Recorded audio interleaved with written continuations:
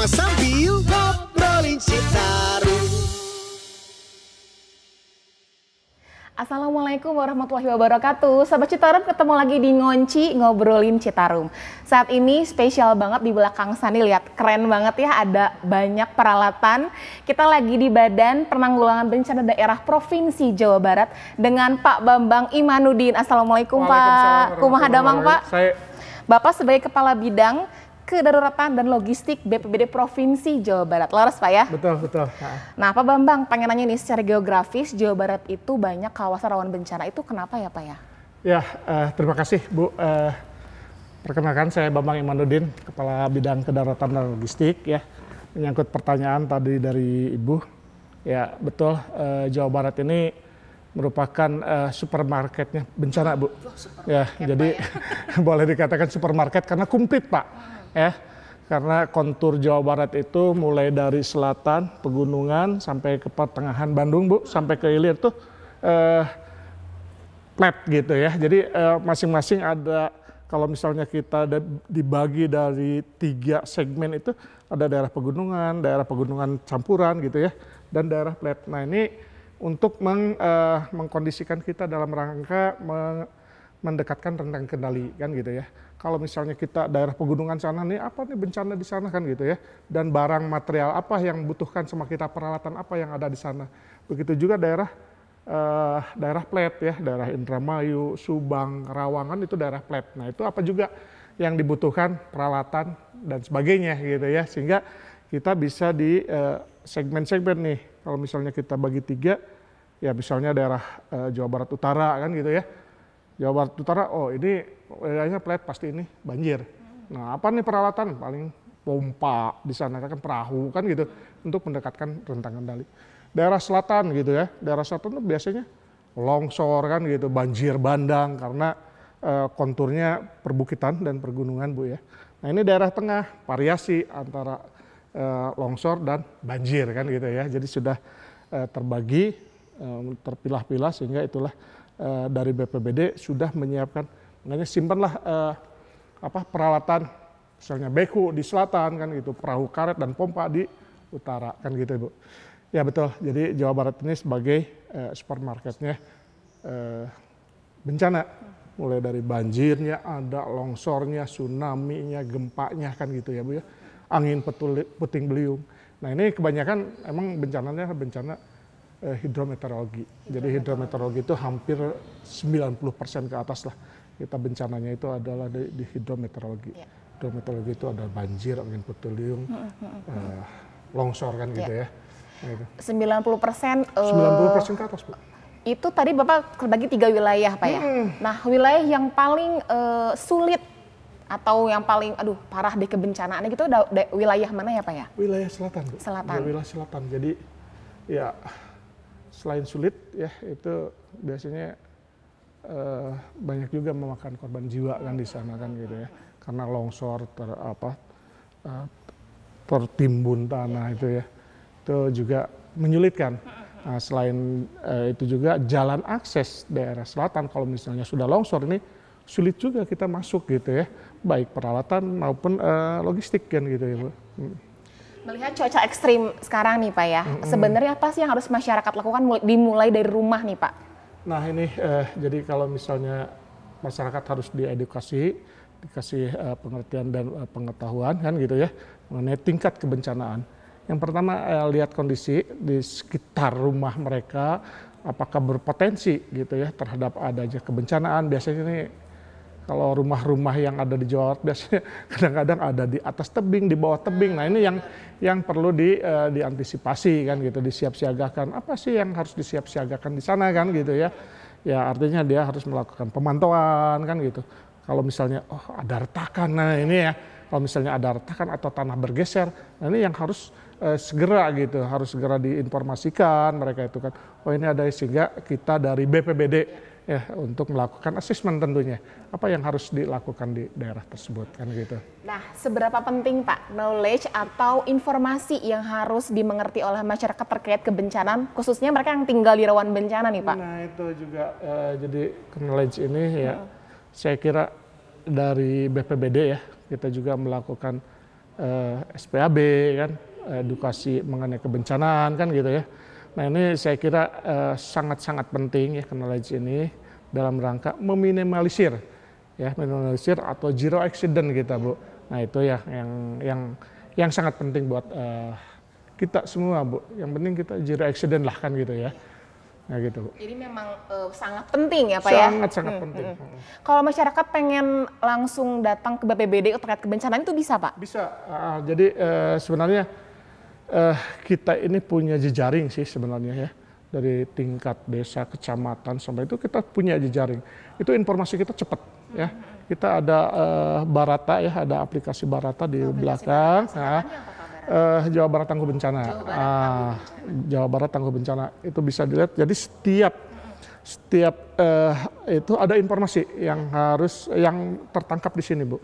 Nah dari informasi itu jadi ada warna-warna kan gitu ya. Ada warna misalnya ini sudah tertangani, belum tertangani itu ada di aplikasi Barata yang kalau misalnya Ibu nanti ke belakang ada nanti aplikasi Barata. Termasuk mungkin minta bantuan pertolongan di situ bisa Pak? Bisa, di situ juga nanti bisa kan pertolongan itu bisa kalau misalnya udah ini bisa ada nomor kontaknya Bu. Itu semua sudah jejaring kita sudah lengkap lah di situ. Nah Sobat Citarum nih yang terlebih tinggal di bantaran sungai Pak ya, mungkin bisa download aplikasinya nih ya untuk saling mengingatkan juga. Nah terkait ini Pak, dari pandangan Bapak atau tim yang suka terjun ke lokasi nih, sebenarnya gimana sih Pak melihat sikap masyarakat ketika mereka tuh memang tinggal di rawan bencana seperti banjir atau longsor yang selalu terkena setiap tahun gitu? Ya, jadi sebenarnya masyarakat ya boleh dikata ya sebenarnya kita tuh ya dari pemerintah lah sudah banyak lah peraturan-peraturan yang membatasin kan gitu ya, membatasin bukan di bantaran tapi di sempadan kan gitu. Kalau misalnya bantaran kan masih tergerus air, ini udah ngebangun di sempadan kan gitu ya. Itu kan ada aturannya gitu kan. Kita sudah punya Perda 8 2005 kan, Permen PU 26 tahun 2015 ya. Berapa sih jarak sempadan gitu ya dari bibir sungai ya, baik itu yang bertanggul maupun yang tidak bertanggul, itu ada aturannya kan gitu ya. Bukan nggak boleh di situ dimiliki sama masyarakat sempadan sungai itu, tapi tidak boleh itu dibangun permanen atau semi permanen Bu. Itu misalnya di perkotaan nih, di perkotaan ada sungai ini ya, kalau ada tanggul, nah dari titik tanggul itu ke perkotaan sekitar 3 meter gitu ya, 3 meter itu dengan bangunan Pak ya? Nah betul, dari 3 meter ini harus mundur, nggak boleh di sempadan itu dibangun kan gitu ya. Apalagi bantaran itu kan bagian basahnya daripada sungai kan ada palungnya, ada bantarannya, ada sempadannya kan gitu ya. Nah itu yang jelas nggak boleh, apalagi di bantaran, sempadan saja udah nggak boleh kan gitu. Kalau selain banjir nih Pak yang diantisipasi oleh masyarakat kita apalagi sih Pak bencana? Nah ini yang bencana yang paling dominan itu ya antara banjir dengan longsor ini itu hampir seimbang Bu banyaknya ya. Yang paling banyak tadi yang saya katakan di atas 90% itu adalah longsor Bu. Nah ini longsor ini yang banyak mengancam wilayah selatan. Nah ya, mengancam selatan. Nah ini juga kan ya salah satu bencana yang paling dominan itu longsor selain banjir. Tapi antara banjir dengan longsor kita sering kejar-kejar hampir ya kalau misalnya di rata-rata kan sekitar di atas 50% itu banjir dan longsor Bu. Itu kebanyakan. Apa Pak 50%? Dari semua total. Jadi sampai akhir Oktober ini bencana yang ada di Jawa Barat itu sekitar 1075-an lah Bu. 1075 itu didominasi sama banjir, longsor, sama angin puting beliung. Ya, itu ya dominannya ya. Nah ini yang paling banyak gitu ya. Kalau misalnya kita rata-ratakan 1075 sampai akhir Oktober 10 bulan ya sekitar 3 kali bencana kejadian setiap hari itu 3 kali Bu. Nah, setiap 3 kali bencana itu per hari kan gitu ya. Kalau misalnya kita rekap dari hasil.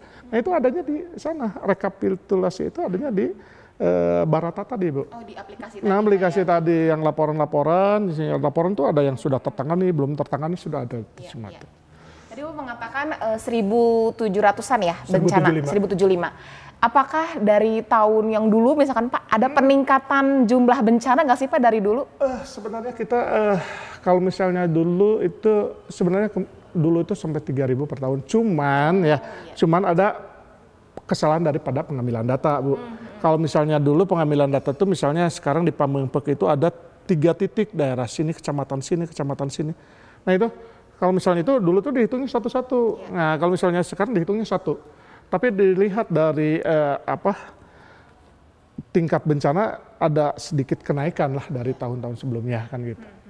Tapi sebenarnya mungkin lebih baiknya fluktuatif ya Pak ya kalau kebencanaan. Fluktuatif betul Bu, fluktuatif. Ya. Nah sekarang kita ngomongin Citarum nih Pak.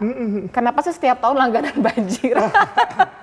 Itu lumayan banyak ya pertanyaan yang menanyakan itu nih Pak. Citarum itu sebenarnya Citarum itu ya sungai terpanjang ya dari Jawa Barat tuh, dari hulunya di Gunung Wayang ya, Cisanti sampai Muara Gembong. Itu hampir sekitar 270 km lah paling panjang Jawa Barat. Itu juga disebut sungai strategis nasional kan gitu Bu ya. Nah kalau misalnya dilihat dari kenapa sih Citarum banjir dulu kan gitu ya. Sebenarnya Citarum itu mempunyai anak sungai sekitar 700-an Bu, 700-an lebih lah. Dari mulai sungai utamanya Citarum, Ordo 1, Ordo 2, Ordo 3, anak-anak sungainya itu kan bermuara ke Citarum ini sekitar kurang lebih 700 lebihan lah anak-anak sungainya, Ordo 1, 2, 3, 4, 5. Nah kalau misalnya kita perhatikan, yang pertama Citarum ini banyak anak sungai Bu, sehingga banyak pertemuan anak sungai Ordo 1 dengan sungai utama itu seharusnya itu daerah retensi. Daerah parkir air. Nah itu parkir air itu sebenarnya itu nggak usah dibangun dan nggak boleh dibangun kan gitu ya. Nah mulai dari atas sana kan Bu, dari hulu Cirasea, Citari kan itu artinya itu bermuara ke Citarum. Itu harusnya daerah retensi. Cikeruh juga, Ciwidey, terus dari sini Cikapundung, Cidurian kan gitu ya. Sampai Cikapundung, Cidurian kan, Cipamokolan juga kan itu. Nah pertemuan-pertemuan itu harusnya itu adalah daerah retensi air, daerah parkir air gitu ya, itu nggak boleh dibangun gitu ya. Boleh gitu kan, apalagi udah menyangkut daerah sempadan kan gitu ya. Jadi prinsipnya ya silakan aja kan gitu, tinggal kita berfilosofi aja, apakah penduduknya dipindahkan gitu ya dari banjir atau banjirnya, tadi penduduknya dipindahkan dari banjir, artinya dievakuasi kan dipindahkan, atau banjirnya kita pindahkan nggak ke penduduk kan gitu ya. Nah ini yang disebut nanti upayanya adalah struktural, atau bisa saja kan salah satunya ya hidup harmoni dengan banjir kan. Nah itu bisa dijabarkan, bisa saja nanti jadi pada saat kemarau itu menjadi lahan olahraga, pada saat banjir itu menjadi tampungan atau daerah retensi banjir. Nah itu yang kedua, saya pernah ninjau ke hulu juga Bu. Itu Pak kalau misalnya hujan besar di sana, yang di bawah itu bukan suspended load lagi, bukan sedimen apung lagi Bu. Yang di bawah di sana adalah lumpur gitu ya. Nah ini dokumennya ada di saya ya.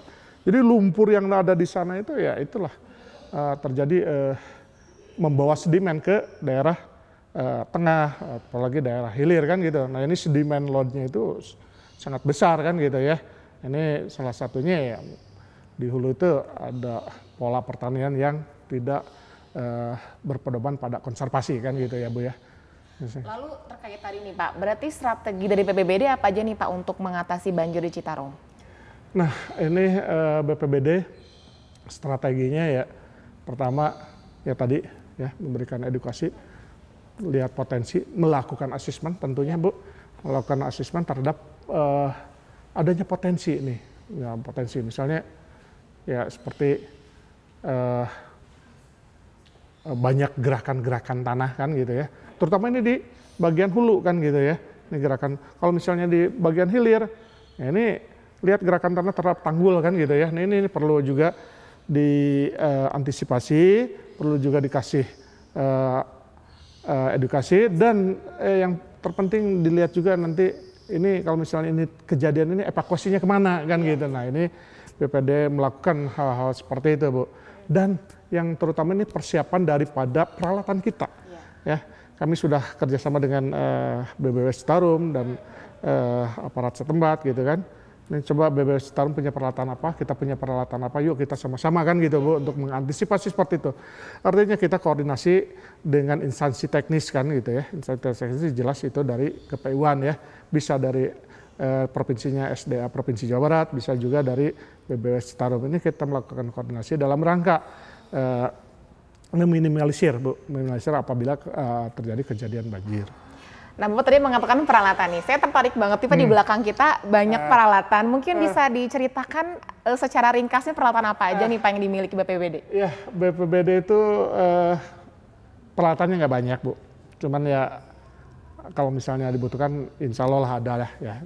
Pompa juga bukan pompa besar ya. Ya minimal kita sudah melakukan pergerakan.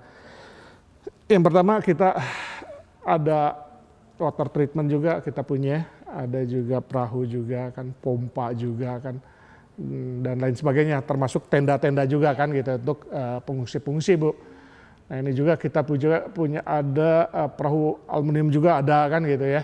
Nah, saya kira peralatan ini kami tidak dibiarkan begitu saja Bu, kami juga melakukan uji peralatan. Uji peralatan ini dalam rangka kita kesiapsiagaan apabila terjadi bencana kita sudah siap. Jangan sampai kita terjadi bencana, peralatan kita nggak bisa berfungsi, nggak bisa bergerak. Nah, ini kemarin kami sudah melakukan juga kan kemarin di situ Pangalengan melakukan uji alat. Ternyata ya ada perahu bocor lah kan gitu Bu, ada pompa yang mampat kan gitu. Nah inilah yang perlu kami perbaiki. Itulah peralatan-peralatan kami yang perlu kesiapsiagaan daripada penanggulangan bencana yang terjadi. Berarti kalau kayak perahu gitu langsung ke sungai gitu Pak diujinya?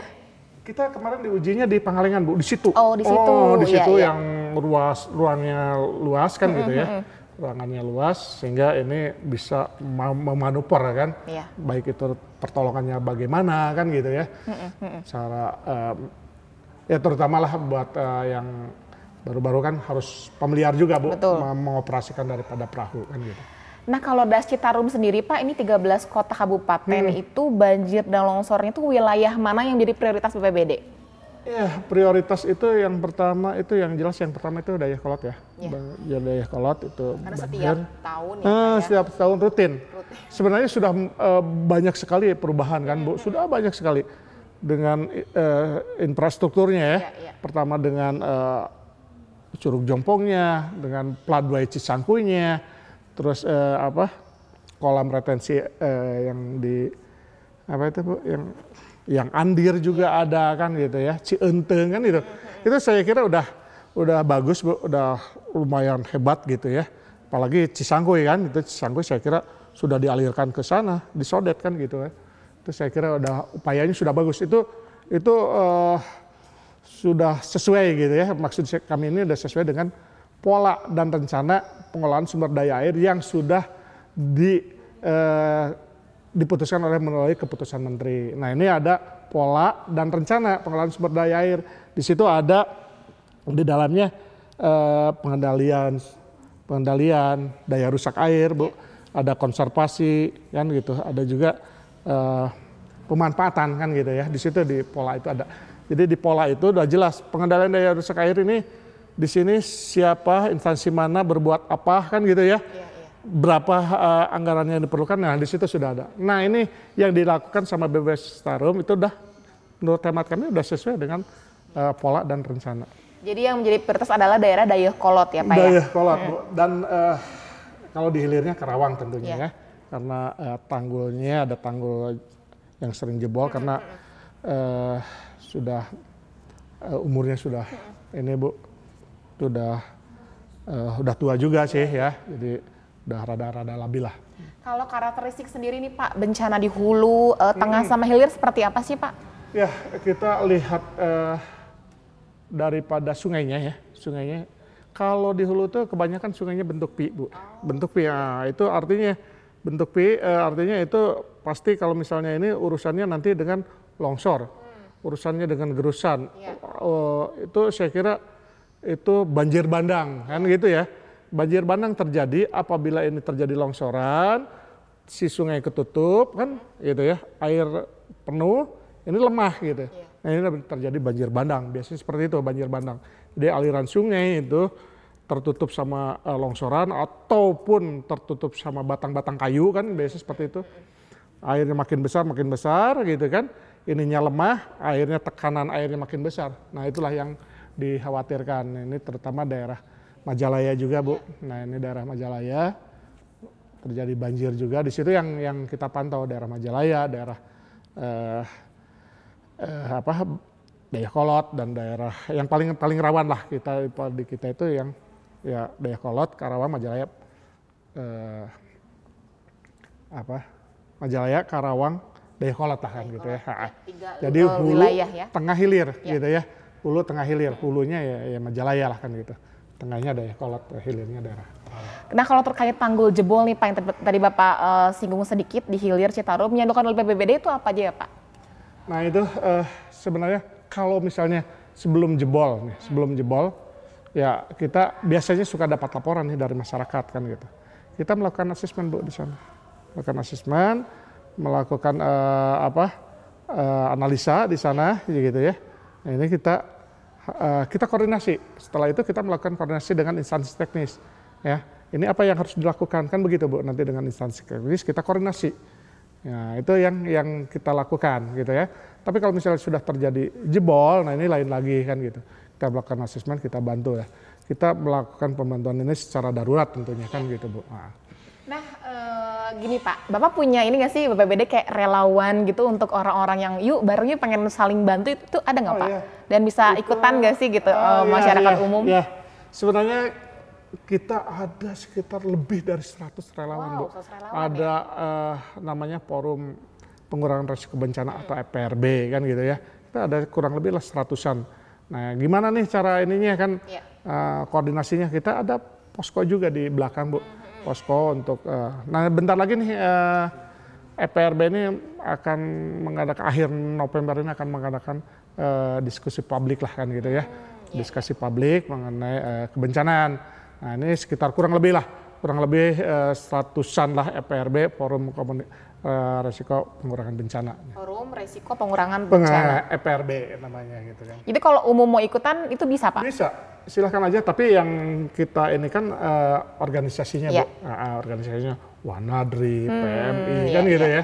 Dan ormas-ormas lainnya kita bisa ikut gabung di sini. Dia ada 100 lebih relawan ya, luar biasa loh. Organisasinya, kalau misalnya relawannya banyak. Lebih banyak ya berarti ya.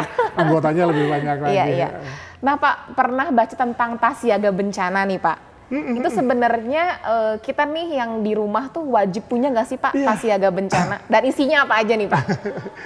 Kalau daerah rawan bencana itu saya kira wajib lah mempunyai tas bencana kan gitu ya. Di dalamnya itu kan tas bencana itu ya baju lah seperlunya kan gitu ya. Obat-obatan kan gitu ya, obat-obatan terus